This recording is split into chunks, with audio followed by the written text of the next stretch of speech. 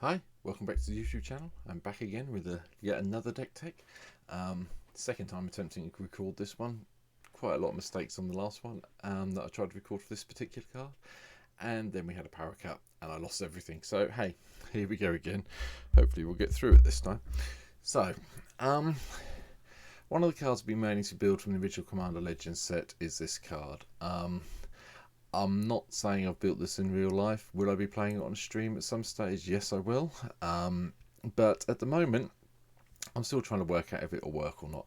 But without further ado, here we go for today's deck tech. It is Archelos Lagoon Mystic. One black, green, and red, blue. Nearly said red, meant blue. Legendary turtle, 2/4. As long as Archelos is tapped, other permanents enter the battlefield tapped. As long as Archelos is untapped, other permanents enter the battlefield untapped. This is a symmetrical effect.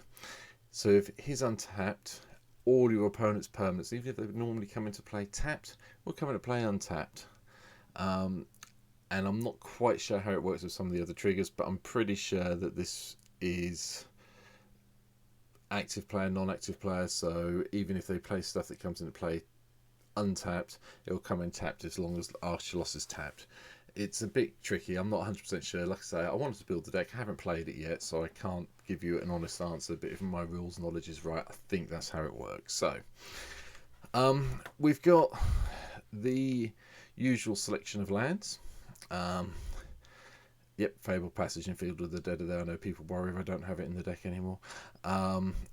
3 of each of the basics, and then just some other bits and pieces. Path of Ancestry is in this deck, it's 3 colours, so it helps with the smoothing, along with Command Tower. And then we've got all the other bits and pieces down the bottom here. So what I tried to do was find some interesting creatures to play with our dear turtle, mainly because there are a lot of decks out there that are very much focused on the combo side of it and all the rest of it. I decided I want to try and play a bit more of a beatdown version and play some cards that aren't normally seen, not just in this deck but in Commander in general. Obviously, if you disagree with that, let me know in the comments below. So we'll kick off with we'll go backwards this time. We'll start with the high expensive stuff and then we'll move forwards. Genesis Wave is one of my favourite cards ever. I try and put it in some green decks. I haven't played it in a green deck for a while, but it's going into this one, so I'm happy to see it here. You know what it does: 3 green and X. Reveal the top 8 cards of your library. Put any number of permanent cards with mana value X or less onto the battlefield. Anything that wasn't done this way, chuck in your graveyard. So you might lose some bits and pieces, but we're not too worried about that. But hopefully we can get to the point where we can get to sort of like 10, 11 mana on the board. Cast this for 8 or 9 and we'll hit most of the creatures anyway, so, and everything else will come into place. That's quite good. Animus Awakening is green and X, and reveal the top X cards of your library. Put all the land cards from among them onto the battlefield tab and the rest on the bottom of random order. This is key because if Archelos is in play, all those lands are going to come into play untapped. You can ignore the spell mastery parts. You know, okay, if you do play as an Archelos isn't playing, you've got 2 sorceries or instants in your graveyard, and there are those in this deck.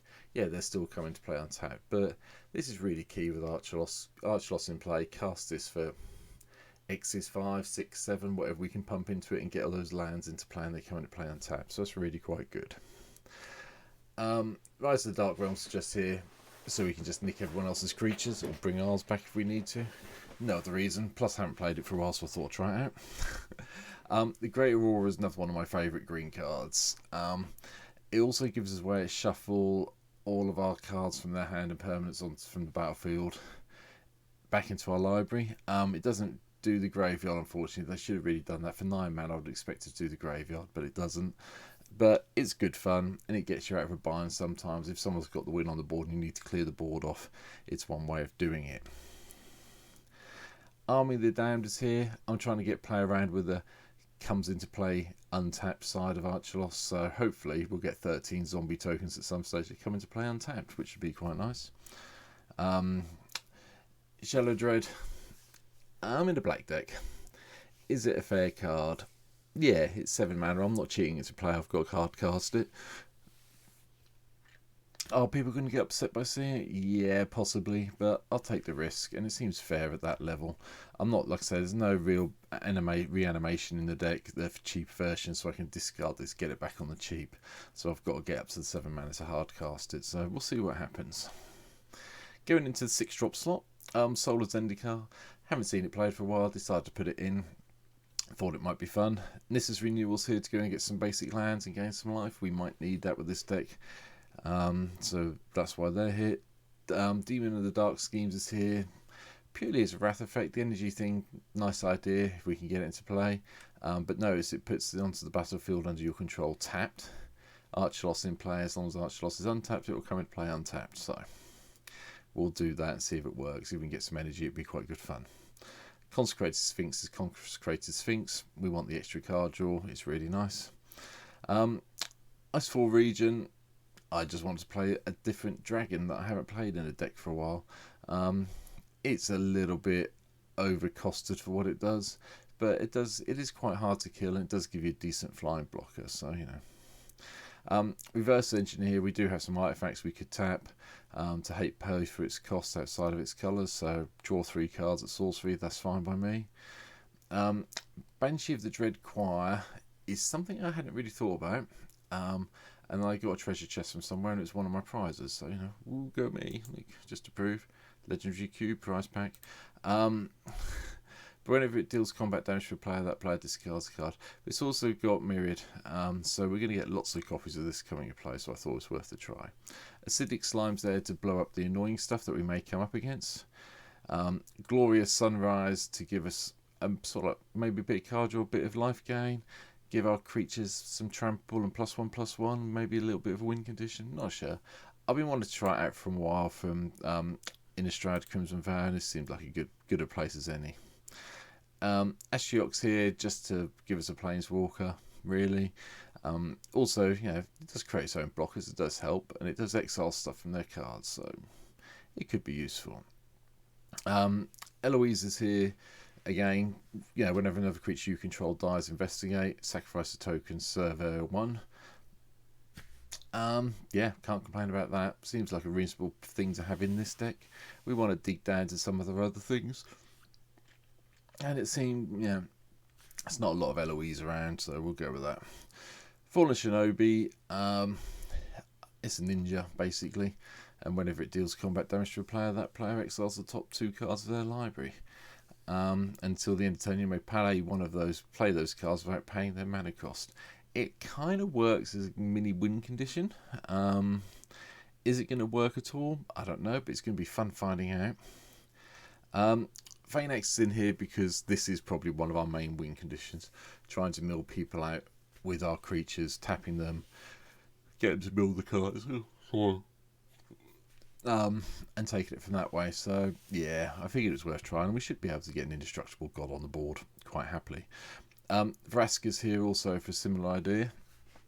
It takes out anything we're worried about, but I'll really be trying to look to get up to 7 to get the 3 assassin tokens in play, and hopefully we can win via them.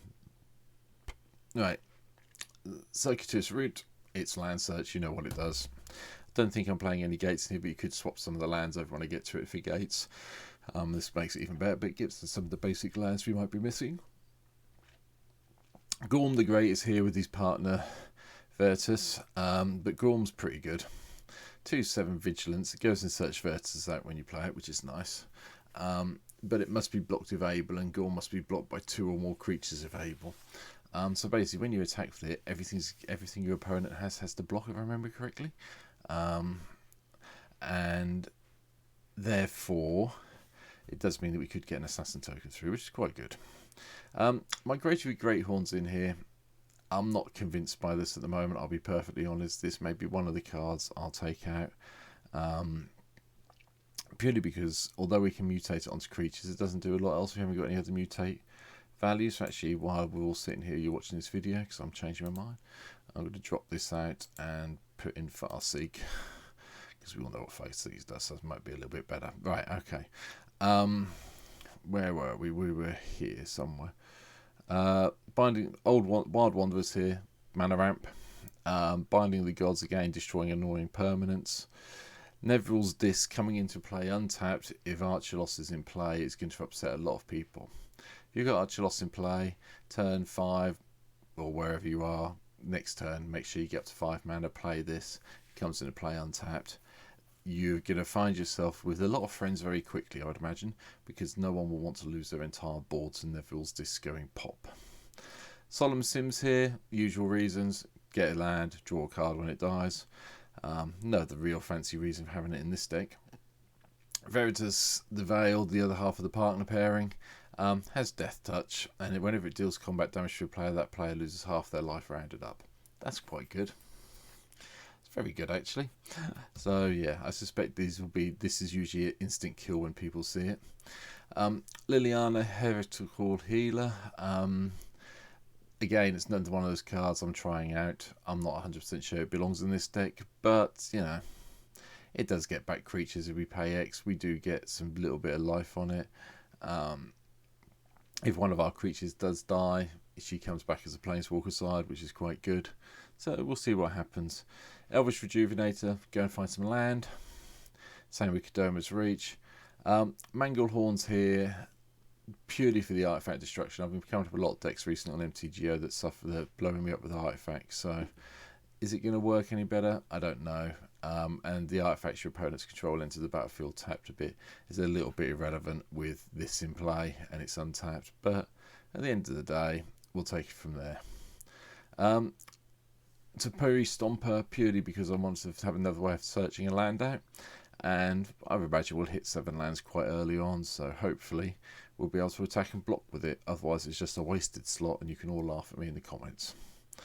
Farik is here to just basically remove stuff from graveyards. It could be annoying if they're bouncing creatures in and out, or they're playing in Tomb or something or so forth. I'm quite happy to give them a 1/1 snake token with Death Touch in exchange for their win condition, so that's why that's here. Bounding Kratos is another one of those cards I'm not 100% sure about at the moment. It does come into play. It may tap or untap a target creature, so you can flash it in and tap down your Archelos if you've just played it, if you've got the mana, which makes all your opponent's stuff come into play tap next turn, so that's the reason I'm playing it. Is it worth keeping the deck? Maybe not, but we'll see when I've tried it out a few times on stream. Edric, Spymaster of Trest. I suspect we all know what this does, but whenever a creature deals combat damage to one of your opponents, its controller may draw a card. It's fairly good from that point of view. Sorry, I'm just realised this is a little bit small. So, Oko, I'm playing the Oko colours. Yes, I'm playing Oko in the deck. Yes, I'm a bad person.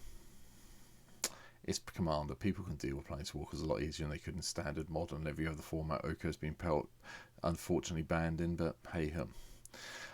Skyclave Relics here because I'm hoping we get 6 mana reasonably quickly, so we can kick this and have those nice indestructible tokens. And obviously if we've got Archelos in play, the tokens will come into play untapped, so it's really only going to cost us 3 mana to gain the 3 tokens, which are basically there again, so they replace themselves. So we'll see. Right, Blade of the Oni I've had for a while as well, but it does come with Menace, and if we can equip it to a creature and make that creature's base power and toughness 5/5 and give that Menace, I'm quite happy with that. That gives us a way through some of the stalemates.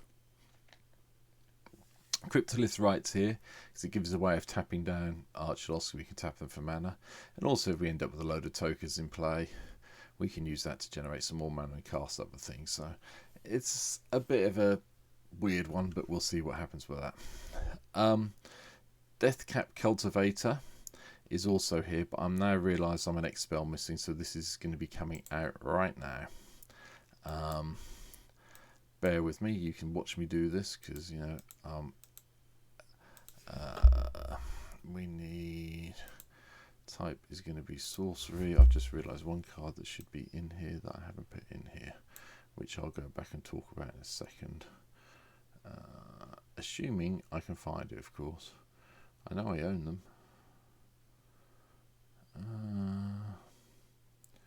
There it is. Villainous Wealth. That's the one I was looking for. Just seen half my collection, so sorry for... Ooh, didn't mean to do that. Okay, so Villainous Wealth is going in. I just realised I should have had this in from the start. X Black Blue green. Target opponent exiles the top X cards of their library. You might cast any number of spells with mana value X or less from among them without paying their costs. This should have been in the deck from the start. This is stupid of me because I forgot about it. Anyway, going back over here. Farseek, you saw me change a minute ago. Gaia's Blessing gives us a way of reshuffling everything back into our library if we get milled, or we can just cast it and shuffle things in that way.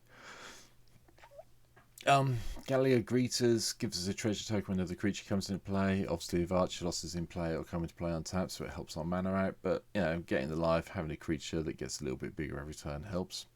Rampant Growth, yeah, no comment. Go and find a basic. Sylvan Carotid gets us the mana we need, and it's hexproof, so it kind of helps. Chevelle, Bane of Monsters is kind of removal. I'm now sitting here thinking it's probably not the best thing to do in the world. So I'm going to swap it out. See, you're seeing this live in a video, me changing my mind as I'm playing a game. I'm going to chuck in Primal Command instead, purely because I think that's a better card for this format. So anyway, Primal Command, if you don't know, is 2 green and 3. Target player gain 7, or you choose 2 of them. Put target non-creature permanent office under library, shuffle your graveyard into your library, search your library for a creature card. Usually when I play Primal Command as a commander, what I'm doing is shuffling my graveyard into my library and then gaining some life is how I usually play it, to be fair. But sometimes I do go and find a card and a creature card and use that. This deck will probably be more along the lines of the 7 life and shuffling, so we'll see. Anyway, Thassos is staying in here. I'm not taking this one out. 4 mana, scry 1, then reveal the top card of your library. If the land card put into battlefield tapped, obviously if Archelos is in play, it just comes into play untapped, which is quite nice. I've got the ramping, so we've got Charcoal Diamond, Moss Diamond, Sky Diamond to meet the colours of Archelos. I haven't put in Arcane Signet in this one because I didn't seem a lot of point with these 3 in. Heroes Blades here because we've got a few legendary creatures kicking around, and we might as well make them a little bit bigger, make them a bit more durable. So that's why this is here. And at the end of the day, even if it isn't a legendary creature, we can pay the 4 mana eventually and shove it on something, so it's fine. Swiftfoot Boots is here, so we can actually use Archelos and then maybe attack with them on the turn it comes into play. Or find a way of tapping them for something else. Sword of the Animist, going to search out basic lands. It's an equipment I want to try out in this deck. It's probably not the right deck for it, but we will see. So, Thousand Face Shadow enters the battlefield. I don't like this ninja. I have tried the deck a little bit, and the other card I need to put in was Torment at Hellfire, so I'll go back and talk about that in a minute. Gilded Goose is here. I want to try the goose over the Bird of Paradise, so that's why that's here. Utopia Sprawl helps us with our mana. Amulet and Vigit means our opponent's coming from play untapped, and I'll show the lands in a minute. There's a reason for this, and hopefully that will negate the problem with the lands. Ninja's Kunai is just put in here, so it's a one-shot, some way of sacrificing to tap Archelos at some stage. We can use it to lightning bolt an opponent, for want of a better phrase. Soul Ring you all know about. Mox Tantalites here to help with the suspend. You know, it suspends, takes 3 turns, but it does help ramp. Same with Soul Talisman. I have had one game where I've had both these in, and they've both got suspended on turn 1. And my mana on turn 4 got ridiculously good very quickly, but not with this deck. That's a different deck. Paradise Mantle is a 0 casting cost equipment. They cost 1 to equip, and once we put it on Archelos, it means we can tap Archelos for mana when we need to, say at the end of our turn, to upset our opponent. You know, the last spell we cast that turn, so he ends up tapped, and that means all their stuff comes into play tapped as well. The reason Amulet of Vigor's here is we have got lots of lands that come into play potentially tapped in the deck. Like all the bounce lands, the catacombs. It seems pointless having all these. Yes, Fable Passage and Field of the Dead are here. But it seems fairly pointless having this amulet without all these coming to play on tap, which is why it's here. So, the last card, which I meant to put in that I haven't talked about, which is my bad. Torment at Hailfire. We have a lot of black mana. We might as well play this. It gives us another win condition. I'm not, like I say, I'm not sure I've built this right at all. I'm not hiding behind the fact that I'm a good builder. But I want to try it out and see if it works. If people have got any better ideas for Archelos, please comment below in the YouTube notes. Hit the follow button. Come and follow me on Twitch as well. I'm over there streaming on a Sunday afternoon, Tuesday and Thursday evenings. Occasionally I get bonus streaming if my wife's out somewhere, so I get another night to stream. But on the whole, this is this deck for today. Thanks for watching this. I'm guessing when this will go up, I'll probably be streaming again on Sunday by the time you've seen this, so hopefully I'll see some of you Sunday afternoon. But thanks for taking the time to watch my little YouTube video today about this, and I'll see you all soon. Bye!